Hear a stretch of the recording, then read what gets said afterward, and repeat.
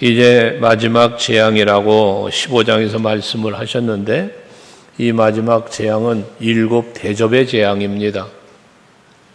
7 천사가 7 대접을 하나님에게로 받아서 땅에 이제 쏟게 되는데, 그 대접을 쏟을 때마다 재앙이 임해서 땅이 고난을 당하고 죽임을 당하는 이런 재앙이 이제 마지막 재앙이죠. 근데 우리가 앞에서 묵상했던 것처럼 하나님의 나라에서는 찬송이 있고 여호와 하나님을 경배하는 기쁨과 즐거움이 있는데, 땅에는 재앙이 임한다라는 것입니다. 하늘과 땅의 차이, 들림받은 자와 버림받는 자의 차이죠. 하나님의 보좌 앞에 나아가는 자와 그러지 못한 자의 차이입니다. 구별입니다. 우리는 간단하게 천국과 지옥을 이야기하고 생각을 하게 되는데, 천국은 아름답고 좋은 곳이지만 영원한 안식이 있는 곳이지만 지옥은 영 벌이 있는 곳으로 우리는 알잖아요.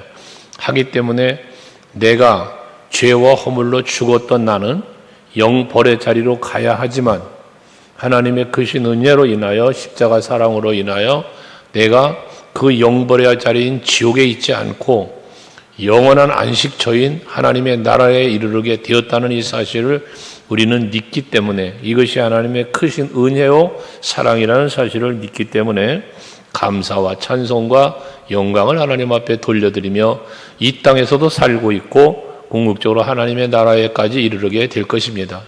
하지만 땅에는 재앙이 임합니다. 그 재앙의 첫 번째 천사가 쏟아부은 대접에서 임하는 재앙은 악하고 독한, 그 2절 마지막에 보면 악하고 독한 종기가 나더라라고 말합니다. 그러니까 욥이 고난을 당할 때 몸에 악창이 생겨서 엄청난 고생을 했잖아요. 바로 그런 종기가 몸에 생겨서 악하고 독한이라고 말하는 것은 치료받을 수 없는 을 의미하는 거예요. 그러니까 극심한 고통을 주는 이런 종기가 몸에 나게 되었다는 것입니다. 그런데 이런 종기가 누구에게 임하는가 보니까 2절에 그 대접을 땅에 쏟으니까 짐승의 표를 받은 사람과 그 우상에게 경배하는 자들에게라고 말하고 있습니다. 그러니까 하나님의 이름과 예수의 이름으로 인침을 받은 자들은 하나님 앞에 들림받아 14만 4천이 하나님 앞에 찬양하고 경배하게 되었지만, 그러나 짐승의 표를 받은 자들, 즉 우상의 표를 받고 우상을 경배하는, 우상을 섬기는 자들이죠. 이들에게 이러한 재앙이 임하게 되었다는 것입니다. 여러분, 하나님께서는 계명을 주실 때 첫째 계명을 우상을 섬기지 말아라, 만들지도 말아라 라고 하셨잖아요. 그만큼 하나님이 아닌 다른 무엇인가를 섬기고 만들고 형상을 만들고 하는 것을 하나님은 싫어하는 거예요. 이게 가장 하나님이 싫어한다고 말했잖아요. 그러니까 7 대접의 그 재앙 중에 가장 먼저 임하는 재앙이 바로 우상 숭배자들에게 임하는 재앙이었다는 것입니다. 그러면서 두 번째 재앙은 바다에 임하는 재앙인데, 그 바다가 모든 피가 되니까 모든 생물이 다 죽게 되어지는 그러한 엄청난 재앙이 또 임하게 되어져요. 그래서 오늘 이 재앙 속에 보면 하늘로, 땅으로, 바다로, 모든 강물로 모든 것이 다 생물이 살 수 없는 것으로 이렇게 재앙이 임하는 것이죠. 그러니까 땅에 있는 사람들은 먹을 것, 마실 것, 입을 것조차가 없어지는 엄청난 고통 속으로 빠지게 되어진다는 것을 보여주고 있는 것이에요. 세 번째 천사가 4절에 보니까 강과 물 근원에 쏟으니 피가 되더라. 그러니 마실 물도 없게 되어지는 거예요. 바다의 물고기나 생물들도 없어질 뿐더러 마실 물조차도 없어지는 이러한 상황에 이르게 되었다는 것이죠. 얼마나 극심한 고통인가를 말하고 있습니다. 즉 5절에 보면 내가 들으니 물을 차지한 천사가 말하기를 전에도 계셨고 지금도 계신 거룩하시니요 이렇게 심판하시니 의로우시도다. 이 심판은 천사가 비록 대접을 갖다 쏟으면서 재앙이 임하지만 그 재앙을 내리시는 분이 누구냐, 심판하시는 분이 누구냐, 하나님이시라는 거예요. 여러분, 우리는 그런 고백을 하죠. 하나님의 은혜가 없이는 살 수가 없다고. 물 한 모금 마시는 것도요, 하나님의 은혜 없이는 마실 수 없는 거예요. 지금 우리나라에도 강원도 지역에 산불이 나고 했던 그쪽에는 물이 없어서 아주 엄청난 고통을 겪고 있더라고요. 오죽하면 재난 지역인가 그거를 선포한다고 그럴 정도라는데, 소방차가 물을 갖다 공급해 주고 이래서 식순환이 있고, 소들은 마실 물이 없어서 기르기조차 어려운 형편이라고까지 인터뷰해 보니까 나오던데, 이게 하나님이 비를 멈추시면 먹을 물이 없어지는 거예요. 그러니까 은혜가 없이 살 수 없는 거예요. 그렇다고 인간이 뭐 하겠습니까? 한때 중국에서는 인공강우를 내리게 한다고 해서 한이 어쩌니 그랬지만 아닙니다. 하나님께서 비를 주시지 않으면 우리는 물이 없어 못 사는 거예요. 예를 들어 물을 이야기했지만 우리가 호흡하는 산소도 마찬가지 아니겠습니까? 이 공기가 탁하니까 우리 한때 마스크 쓰고 살았잖아요. 그런 것처럼 이게 하나님의 은혜 없이는 우리는 살 수 없어요. 호흡도 할 수 없고 마실 물도 없고 먹을 음식도 없는 것이거든요. 출애굽을 할 때 40년 동안 만나를 내려주셨던 하나님, 여러분 그것처럼 하나님께서 우리에게 먹을 것, 입을 것, 마실 것을 주셔야 사는 거예요. 근데 예수님은 말씀하시잖아요. 그거 염려하지 마. 하나님이 다 너희들 먹이시고 입히시고 필요한 거 다 아시니까 주실 거야 라고 말씀하죠. 우리가 은혜를 받으려면 무엇을 해야 되느냐? 하나님이 원하시고 하나님이 기뻐하시는 그것이 무엇인지를 헤아리고 그에 합당하게 살아야 되는 것이거든요. 그런데 오늘 뒤에 나오는 말씀에 보면 하나님께서 심판을 하시는데 거룩하신 심판, 의로우신 심판을 말합니다. 그런데 그 의로운 심판을 말하면서 6절에 보면 그들이 성도들과 선지자들의 피를 흘렸으므로 그들에게 피를 마시게 하신 것이 합당합니다. 순교자의 피를 흘리게 한 거예요, 결국. 그러니까 믿음으로 살고 하나님 중심으로 살려고 하는 사람들을 죽인 무리들이에요. 그러니까 믿음으로 살려고 하는 하나님의 자녀들 죽인, 그렇게 박해하고 핍박하고 죽이기까지 했던 그 피 흘린 자들이 피를 마심이 마땅하다. 하나님의 심판 중에 행한 대로 갚으신다 라는 말씀이 있잖아요. 그게 심판이에요, 심판. 행한 대로 갚으시는 것은 축복이면서 심판이거든요. 그러니까 예수께서 친히 말씀하셨지만 선을 행한 사람은 마지막 때가 되면 생명의 부활로, 악을 행한 사람은 심판의 부활로 라고 말씀하셨잖아요. 나오리라.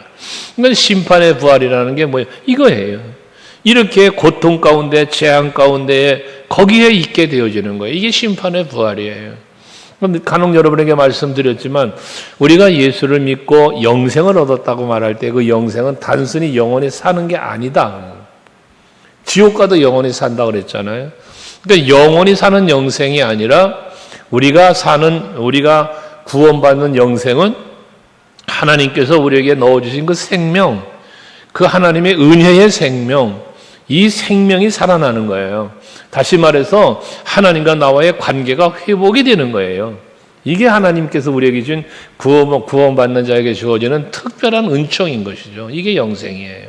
그래서 이거를 다른 말로 영원한 안식이라고도 우리가 표현하는 건데, 하나님 나라에서 우리는 그런 영원한 안식을 누려. 그러나 이들은 뭐 한 거예요? 순교자의 피를 흘리게 한 저들은 순교자의 피를 흘렸으니 피를 마시는 것이 마땅하다. 강물이나 물이나 다 피가 돼서 마실 물이 없어. 마시려면 피를 마셔야 된다는 말이에요. 얼마나 괴롭고 고통스러운 일이겠습니까? 그러면서 또다시 7절에 말하기를, 내가 말하니 제단에서 말하기를 그러하다. 주 하나님 곧 전능하신 이시여 심판하시는 것이 참되시고 의로우시도다. 하나님의 심판은 공의로우신 분입니다. 선은 선으로, 악은 악으로. 이게 공의로운 거잖아요. 그래서 하나님은 죄를 미워하신다. 회개하는 자에게는 용서하시지만 회개하지 않는 자인 죄에 대한 엄벌을 내리시는 분이 하나님이시다는 거예요. 이게 공의로우십니다는 것이죠. 그러니 믿음을 지킨 자들은 믿음을 지키기 위해 당한 고난들이 얼마나 많았어요. 그러나 하나님의 위로가 저들에게 임하고 저들에게 새 생명을 주셔서 하나님의 나라의 영원한 안식과 그 나라의 찬양과 경배에 찬송을 하며 누릴 수 있는 누림을 주시는 거고, 오히려 저들을 죽이며 피 흘린 자들에게는 피를 마시는 행한 대로 갚아주시는 참되고 의로운 심판을 하고 계시다는 말씀입니다. 그런데 그 뒤에 이어지는 심판에서 나오는 말씀은 더 기가 막힌 것이 8절에 넷째 천사가 대접을 쏟으니까 해가 권세를 받아 불로 사람들을 태우니, 해가 사람을 태운대요. 이게 무슨 소리겠어요? 태양빛이 뜨거우니까 사람들이 그 태양빛에 타 죽는다는 거예요. 이게 가뭄이 극심하고 물이 없어 마르면 그런 현상이 벌어질 수 있겠죠. 사막 같은 곳에서 물을 만나지 못해봐요. 그늘을 만나지 못해봐요. 그 뜨거운 강렬한 태양빛에 말라 죽는 거죠. 말라 죽는 거죠. 이런 재앙을 말하는 거예요. 그런데 그렇게 불로 태양의 뜨거운 불로 사람을 태워 죽인다는 거예요. 그런데 사람들이 이렇게 태워지는데 이 재앙들을 행하는 권세를 가지신 하나님의 이름을 비방하며 또 회개하지 아니하고 주께 영광을 돌리지 아니하더라. 그런 재앙을 받으면서도, 하나님의 지금 심판의 재앙이 임하는 중에도 자기들을 심판하는 하나님을 비방하고, 그리고 자기들의 죄 때문에 지금 이러한 심판을 받음에도 불구하고 회개를 하지 않았다는 거예요. 이 얼마나 우매한 자들인가라는 것이죠. 어리석은 자들인가라는 거예요. 그러니 그 재앙 가운데 빠질 수밖에 없었던 거예요. 하나님은 선지자를 통하여 사도들을 통하여 계속 말씀을 주셨잖아요. 그러면 그 말씀을 받을 때 깨달은 영이 되어서 회개하면서 돌아왔으면 이런 재앙의 자리에 안 있을 것인데, 회개하지 않았음으로 인하여 이 재앙의 자리에 있게 되는 거거든요. 근데 더 놀라운 것은 이런 재앙이 임하는데도 회개하지 않고 오히려 하나님의 이름을 비방하고 하나님 앞에 영광을 돌리지 않았더라는 것입니다. 어리석은 사람이죠. 그래서 여러분, 우리는 잠언서에서 말씀하는 것처럼 지혜롭다, 지식이 있다라고 말할 때 그 지혜와 지식의 근본이 뭐냐? 여호와를 경외하는 거라는 거예요. 여호와를 경외하며 모든 악에서 떠난 사람, 이 사람이 진정으로 지혜로운 사람인 거예요. 왜? 지금이라는 순간 육신에 매여 사는 세상만 본 게 아니라 뭘 보기 때문에? 하나님의 나라를 보기 때문에. 이게 지혜로운 사람이 아니겠습니까? 그래서 지혜 있는 사람을 일컬어 말할 때 주의 뜻이 무엇인지를 분별하는 사람, 이해하는 사람을 지혜로운 사람이라고 말씀하고 있는 겁니다. 우리에게 주어지는 그 시간, 주어지는 그 기회를 놓치지 않고 잘 부여잡을 수 있는 사람, 회개할 기회를 주면 회개하고, 헌신할 기회가 오면 헌신하고, 하나님을 기쁘시게 해드릴 수 있는 기회가 올 때마다 얼른 누구보다 앞장서서 헌신하고, 이런 것들이, 이게 바로 지혜로운 사람이라는 거예요. 사람들이 볼 때는 어리석은 것 같고 바보 같을 수 있죠. 사도 바울 이야기를 지난주에도 했지만 세상의 기준으로 보면 바울은 망한 사람이라니까요. 세상 기준으로 보면 바울은 어리석은 사람이에요. 미친 사람이라고요. 하지만 우리 믿음으로 사는 사람은 바울을 미친 사람, 망한 사람이라고 하지 않잖아요. 그를 본받고 싶다고 그러죠. 바로 이런 것의 차이점입니다. 이 재앙을 받고 재앙 가운데서 헤어나오지 못하는 사람, 회개하지 않는 사람, 여호와의 이름을 비방하고 영광을 돌리지 못하는 사람이라는 겁니다. 또 10절 이하에도 다섯째 천사가 또 대접을 쏟으니까 짐승의 왕좌에서 쏟은다 그랬어요. 그랬더니 나라가 어두워지고 사람들이 아파서 자기 혀를 깨물고 어둠 가운데 살면서 아픔이 있는데 이 아픔이 얼마나 고통이 심했든지 자기 입을 깨물었다는 거예요. 여러분, 아플 때 어떻게 합니까? 입을 꽉 깨물죠. 고통이 심하면 그렇잖아요. 그 고통을 말하는 거예요. 얼마나 고통이 심했으면 이를 악물며 그 고통을 혀를 깨물었다고 그러잖아요. 그러면서 11절에 아픈 것과 종기로 말미암아 하늘의 하나님을 비방하고 그들의 행위를 회개하지 아니하더라. 이들도 마찬가지예요. 넷째 천사 때처럼 다섯째 천사의 재앙이 쏟아지는데도 역시 회개하지 않고 오히려 하나님의 이름을 비방하고 그랬다는 거지 않습니까? 이 어리석은 사람들의 모습을 보이고 있습니다. 심판 중에도, 고난 중에도 이런 어리석고 우매한 사람들의 모습, 이것이 여러분이지 않기를 원하는 겁니다. 이 심판의 때를 말하고 있지만 우리가 오늘을 살면서 여러 가지 힘들고 어려운 상황들이 내 앞에 닥쳐올 때가 있잖아요. 경제적인 위기, 질병의 위기, 여러 가지 환경들, 상황들에 그런 어려움을 겪을 때가 있잖아, 내가. 이것이 하나님의 심판으로 내게 오는 것이라고 생각을 해보면, 이것이 하나님이 나에게 회개를 촉구하시는, 하나님이 내가 회개하고 주께로 돌아오게 하시기 위한 하나의 방편으로 주시는 기회로 생각을 한다면, 고난 당하는 것이 내게 유익이라 하는 시편 기자의 고백처럼, 내가 이 고난을 통하여 주의 율례를 배웠습니다, 깨닫게 됐습니다 라고 고백하는 것처럼, 그럼 뭐를 말하는 겁니까? 고난을 통하여 하나님의 뜻을 깨닫는 거예요. 하나님의 마음을 깨닫는 거예요. 이런 사람이 진정 지혜로운 사람이고 그 고통으로부터 벗어날 수 있는 사람이 되는 것입니다. 하지만 이들은 마지막 이러한 심판이 임하는데도 불구하고 회개하기는커녕 오히려 여호와의 이름을 비방하고 있다라는 것입니다. 그러면서 12절에 여섯째 천사의 재앙이 또 임하는데, 거기 보면 여섯째 강의 대접을 큰 강 유브라데에 쏟으니까 강물이 말라버렸대요. 그래서 동방에서 오는 왕들의 길이 예비되었더라라고 말합니다. 동방에서 오는 왕들의 길. 이게 뭡니까? 이스라엘을 심판하고 이스라엘을 멸망시키러 오는 왕들의 길이 열려졌다는 거예요. 하나님이 지키시고 보호했던 그 길이 이제는 열려져 버리고 말았다는 거예요. 이게 마지막 때 하나님께서 우리들이 심판하신 전쟁의 재앙이죠. 전쟁의 재앙. 뒤에 아마겟돈의 이야기가 나오지만 이런 마지막 전쟁을 통한 놀라운 하나님의 심판의 때를 말하는 거예요. 지금도 전 세계적으로 이곳저곳에서 전쟁의 소식이 있잖아요. 마지막 때에 일어날 징조를 예수님께 물었을 때 예수님이 제자들에게 대답한 내용이잖아요. 처처에서 전쟁의 소식이 들릴 거고 기근의 소식이 들려올 거고 그러잖아요, 여러분. 이게 마지막 때에 일어날 일들이라는 거예요. 근데 지금 각처에서 이런 일이 벌어집니다, 여러분. 어느 나라는 노동자들이 데모를 해서 나라가 위험에 빠지고, 여러분 그것도 전쟁이에요. 우리나라인들 예외 아닙니다, 여러분. 우리나라도. 그러니까 이런 것들, 경제전쟁도 전쟁입니다, 여러분. 노사전쟁도 전쟁이고요. 그런 거예요. 마지막 때가 된 그런 일이 벌어진다는 것이거든요. 하나님께서 재앙 속에 그런 재앙을 준다는 거예요. 그런데 그 왕들의 길이 열려졌는데, 이 왕들의 길이 열려졌는데, 오는 중에 보면, 13절에 보면, 개구리 같은 새 더러운 영이 오더라는 거예요. 개구리 같은 더러운 영, 새 영이.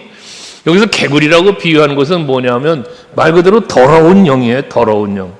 영적으로 타락되어 있는 그런 영을 더러운 영이라고 표현한 거거든. 개구리처럼이라고 표현을 해요. 출애굽기의 재앙 중에 물이 변해 피가 된 이후에 개구리 재앙이 있잖아요. 그 개구리가 다 썩으니까 어떻게 됐어요? 냄새가 나고 온통 악취가 나가지고 살기 어려운 그런 상황이 벌어졌잖아요. 이 더러운 영이 있는 곳에, 더러운 영이 역사하는 곳에 썩는 일이 벌어지는 거예요. 부패가 일어나는 거예요. 애굽의 재앙 속에 그런 것들이 있는 거죠. 그러니까 결국 그 모든 것들은 레위기에서 11장에 보면 이 더러운 것에 대한 것을 이야기하잖아요. 먹지 말아야 될 것과 먹어야 될 것 구별된 걸 말하는데, 이 더럽다는 표현은 하나님 앞에 거룩하지 못한 것, 더러운 것이 말 그대로 먹어서는 안 되는 것, 그걸 일컫는 거거든요. 이게 더러운 영이에요. 근데 이 더러운 영이 어떤 역할을 하느냐, 거기 보면 세 가지를 얘기했는데, 용의 입, 짐승의 입, 거짓 선지자의 입을 이야기하고 있어요. 이 더러운 영에서 용의 입과 짐승의 입과 거짓 선지자의 입에서 나오니 그래요. 뭐가? 더러운 개구리가 그 입에서 나왔다는 거예요. 더러운 영이. 그러니까 용의 입은 하나님을 대적하는, 앞에 13장에서 묵상했던 것처럼 하나님을 대적하는 용, 하나님을 대적하는 것으로 나타나 표현되어 있잖아요. 그 마귀와 사탄을 말하는 겁니다. 짐승의 입은 세상의 권세자들을 말하는 거예요. 세상의 권세, 우상을 섬겼던 이런 무리들처럼 세상의 권세를 말해, 세상을 의지하는 것을 말하는 거예요. 그 입, 그 위협이죠. 세상의 권세를 위협하는 거야. 협박하는 거죠. 그리고 앞에 말한 것처럼 승자자들의 피를 흘리는 것처럼 죽이고 막 이런 역할을 하는 거예요. 거짓 선지자의 입은 전부 다 적그리스도, 미혹의 영을 말하는 것입니다. 마지막 시대가 되면 적그리스도의 시대가 되어서 저들이 우리를 미혹한다고 그러잖아요. 미혹. 유다서에도 기록하고 있고, 사도 바울이 디모데서에도 이야기하지만 다른 신학에, 다른 학문에 빠지지 말아라. 다른 복음을 전하지 말아라. 막 이런 다른 복음을 이야기하고 그러는데 이런 것들이 마지막 거짓 선지자들에 비해서 나오는 거예요. 오늘날도 강단에서 선포되는 모든 말씀 속에 예수가 없으면 복음이 아니에요, 여러분. 십자가가 없는 건 복음이 아닙니다. 말씀이 선포되는데 정치가 선포되고 사회 문화가 선포되고 여러분 이건 아니죠.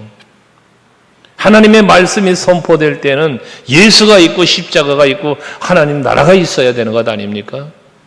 그것이 없으면 그건 복음이 아닙니다. 그건 여러분 그냥 인류학, 이 윤리학을 강의하는 거지, 여러분. 우리 서강교회는 언제나 예수가 중심이 되고 십자가를 바라보고 하나님 나라를 소망하며 사는 성도들의 공동체. 그래서 이 강단에서 선포되는 모든 말씀도 오직 예수, 십자가, 하나님의 나라가 되기 위해서 저 자신은 노력하고 있고 여러분들도 그걸 사모하는 여러분이 될 수 있길 바랍니다. 이렇게 짐승의 입이나 거짓 입이나 용의 입에서 나오는 그게 다 개구리, 더러운 개구리의 영인데 그 14절에 뭐라고 했냐? 그들은 귀신의 영이다 라고 말하고 있습니다. 귀신의 영이다. 즉 마귀가 지배하고 마귀가 다스리는 영이라는 거예요. 결과적으로 그들은 뭐한 거예요? 마귀의 영에게 지배를 당하는, 그걸 말하는 것입니다. 그런 무리들을 말하는 거예요. 근데 그들이 뭐예요? 14절에 보면 이적을 행하여 온 천하 왕들에게 가서 하나님 곧 전능하신 이의 큰 날에 있을 전쟁을 위하여 그들을 모으더라. 하나님을 대적하기 위해서 하나님의 심판을 자기들의 힘으로 어떻게 막아보려고 힘을 모았다는 것 아니겠습니까? 근데 저들이 누구라? 그들이 말하는 게 16절에 아마겟돈이라고 하는 이 아마겟돈 전쟁을 위하여 모인 무리들이라는 것입니다. 그런데 이렇게 전쟁을 해서 저들은 모이고 있지만 15절을 살펴보시면 15절 여러분 한번 같이 읽어볼까요? 15절을 시작. 보라 내가 도둑같이 오리니 누구든지 깨어 자기 옷을 지켜 벌거벗고 다니지 아니하며 자기의 부끄러움을 보이지 아니하는 자는 복이 있도다. 이 심판 중에도 이렇게 악의 영이 지배를 받으면서 멸망의 자리에 영벌의 자리로 갈 수밖에 없는 심판이 이루어지는 중에도 복 있는 자가 있는데 그 복 있는 자가 누구냐? 깨어 있는 자예요. 깨어 있는 자. 여러분 베드로전서 5장 8절에서 말씀하지만 사도 베드로를 통해 하나님 말씀하시지만 근신하라 뭐하라 깨어라. 왜? 사단 마귀가 우는 사자처럼 삼킬 자를 두루 찾는다 하잖아요. 이건 깨어 있으면 이 마귀의 귀신의 영에게 지배를 안 당하는 거예요. 그 거짓 선지자의 입, 짐승의 입, 용의 입에서 나오는 이런 말들에 넘어가지 않는 거예요. 여러분 깨어 있어야 돼요, 항상. 깨어 있는 영성, 깨어 있는 영성. 깨어 있다는 건 뭐예요? 지난주에도 말씀을 산자와 죽은 자에 대한 말씀을 드렸지만 깨어 있지 못한 사람 감각이 없다니까. 죽은 영은 감각이 없어요. 그러니까 깨닫지도 못하고 그런 영이 뭐 하는 거야? 회개하지 못하는 거예요, 그런 영이. 그래서 깨어서 뭐해? 자기 옷을 지켜 벌거벗고 다니지 아니하며 옷을 지킨다 라고 하는 것은 이 행실의 거룩함을 의미하는 거잖아요. 그 옷을 자기를 지켜서 벌거벗고 다니지 않는다고 말하잖아요. 라오디게아 교인들은 어떤 교인이라고 그랬습니까? 저들은 안약을 사서 발라서 좀 눈을 떠서 보게 하고 옷을 사 입어서 좀 부끄러워 좀 가리고 부유하다 나는 부자다라고 말하지만 실제 저들은 헐벗은 자고 눈먼 자고 귀머거리들이에요. 그러니까 주님은 저들을 책망하신 거거든요.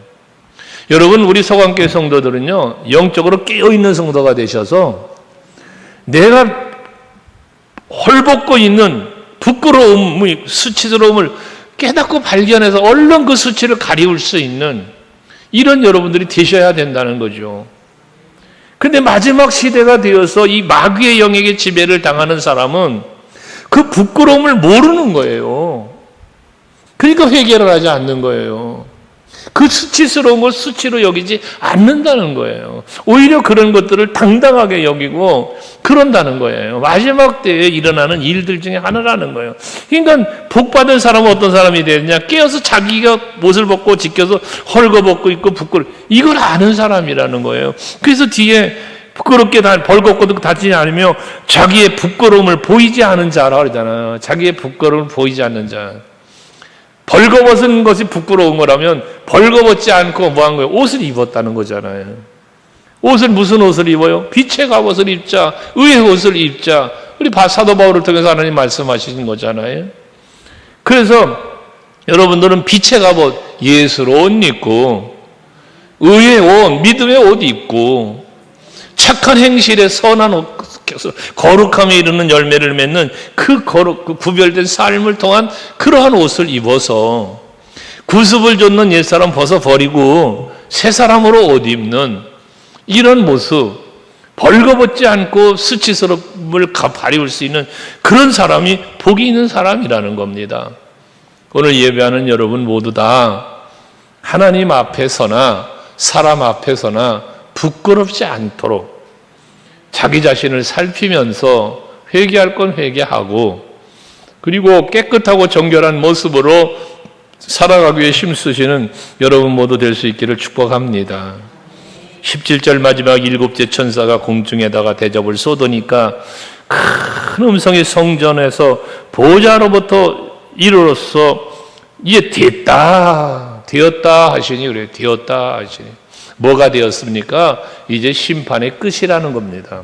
이제 됐다 하시면서 18절 번개와 음성들과 우레소리가 있고 또 큰 지진이 있어 얼마나 큰지 사람이 땅에 있어 온 이래로 이같이 큰 지진이 없었더라. 그만큼 우레 같은 소리, 하나님의 마지막에 되었다라고 하는 건 심판의 완성인데 그 우렁찬 음성이 이렇게 사람이 놀랄 만큼 임했다는 것 아니겠습니까? 그러면서 19절에 큰 성이 세간내로 갈라지고 만국의 성들도 무너지니 큰 성 바벨론이 하나님 앞에 기억하신 바 되어 그의 맹렬한 진노의 포도주잔을 받으매라고 말합니다. 여러분, 바벨론은 역사적으로는 이스라엘 유다 나라를 점령하고 멸망시킨 나라죠. 포로로 잡혀간 나라죠. 영적인 의미에서는 하나님을 대적하는 무리, 하나님의 뜻을 거역하고 하나님의 일을 방해하는 무리를 영적 바벨론으로 말하는 거예요. 저들의 멸망이에요. 여러분, 그래서 우리는 항상 신앙생활 하시면서 하나님이 기뻐하는 일, 그리스도의 몸된 교회를 세워가는 일에는 여러분 절대 대적자가 되면 안 돼요. 언제나 하나님의 거룩하신 뜻이 이루어지고 그리스도의 몸된 교회가 평안한 중에 부흥해가며 정말 하나님께서 주신 사명을 감당하여 나아가는 일에는 언제나 앞장서는 여러분이 되어야 되고 협력자, 동역자가 되실 때 그게 여러분에게 복이 되는 거예요. 그 대적자는 뭐야? 영적 바벨론이 되는 거예요. 멸망을 당하고 마는 거예요. 맹렬한 진노의 포도전을 받는다고 하잖아요. 하나님의 맹렬한 진노의 포도전, 앞에서 말했죠. 포도전. 그 피 흘림을 말하는 거잖아요. 그랬잖아요. 그러면서 각 섬도 없어지고 산악도 간데 없더라. 모든 게 사라진다는 거예요. 뿐만 아니라 무게가 1달란트나 되는 큰 우박이 하늘로부터 사람들에게 내리니 사람들이 그 우박의 재앙 때문에 또 말하잖아. 하나님을 비방하니 그 재앙이 심히 크미로라. 이게 심판받을 사람은 심판을 당하는 중에도 심판으로부터 벗어날 길이 없는 거야.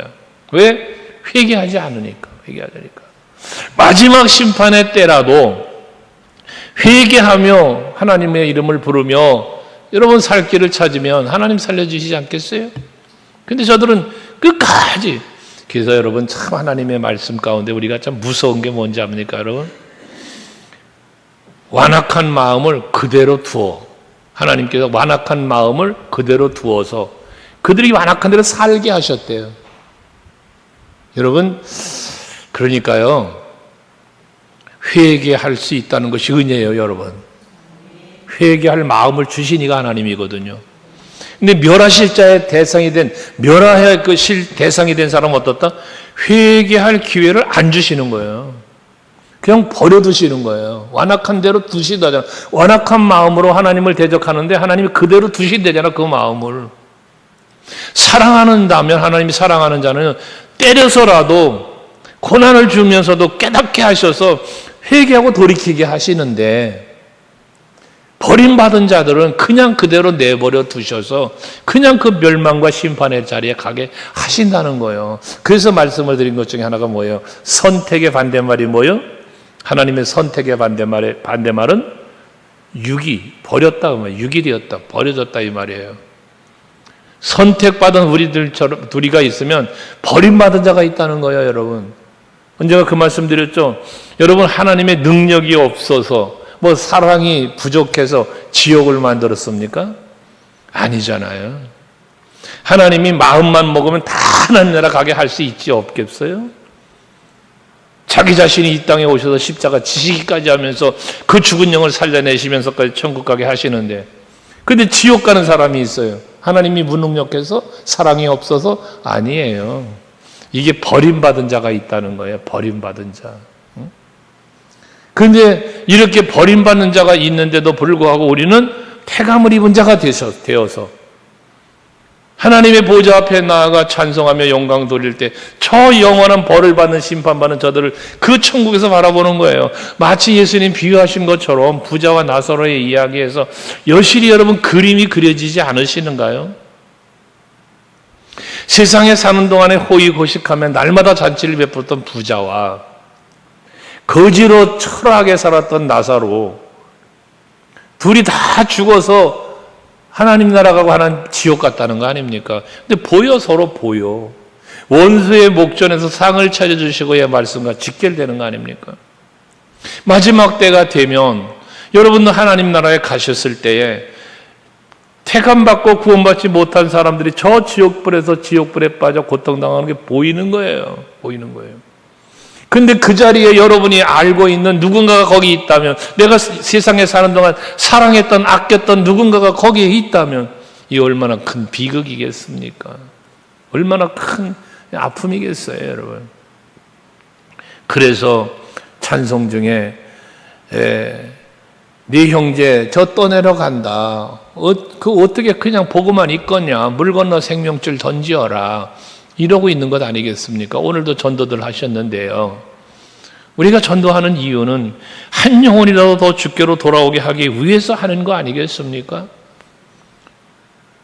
여러분 개인적으로도 주변을 살펴보아 늘 말하지만 사랑하는 그 사랑하는 사람, 정말 저 사람 지옥 가면 안 돼, 이런 사람을 여러분 전도하기 위해서 눈물로 기도해야 되고요.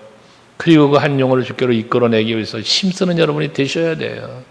사랑하는 내 남편이, 사랑하는 내 자식이, 사랑하는 내 형제가, 사랑하는 내 친구가 저 지옥을 가고 있는데, 이 지금 우리가 묵상하는 이 엄청난 심판을 받게 될 텐데 어떻게 그걸 내버려 둘 수 있습니까?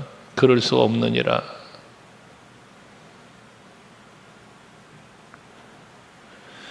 하나님의 심판은 무서운 겁니다. 오늘 본문에서 말씀하고 있는 것처럼 물의 심판, 불의 심판, 태양빛을 통한 불의 심판, 모든 질병으로의 심판, 전쟁으로의 심판, 모든 것이 고통입니다. 그런 그 엄청난 고통이 얼마나 심한 것인데 우리는 이 심판의 자리에 가지 않게 됨을 감사하면서 그 심판을 받을 대상자들을 불쌍히 여기면서 전도도 하고 그럴 수 있는 여러분들이 되시기를 바랍니다. 특별히 복 있는 자를 중간에 15절에 말씀하신 것처럼 늘 깨어 근신하며 내가 벗었는지를 살펴보고 벗고 다니는지를 아닌가 살펴보면서 혹여나 부끄럽고 수치스러운 것이 깨달아지면 깨닫게 하시는 이가 하나님이시니까 얼른 회개함으로 올바른 삶으로 거룩함으로 나의 옷을 갈아입어서 그 수치를 가리우고 부끄러움을 보이지 않는 여러분이 되셔서 그런 사람이 복되다 하고 말씀하신 그것처럼 복된 자리에만 설 수 있는 여러분 모두가 되시기를 주의 이름으로 축복합니다. 기도하겠습니다.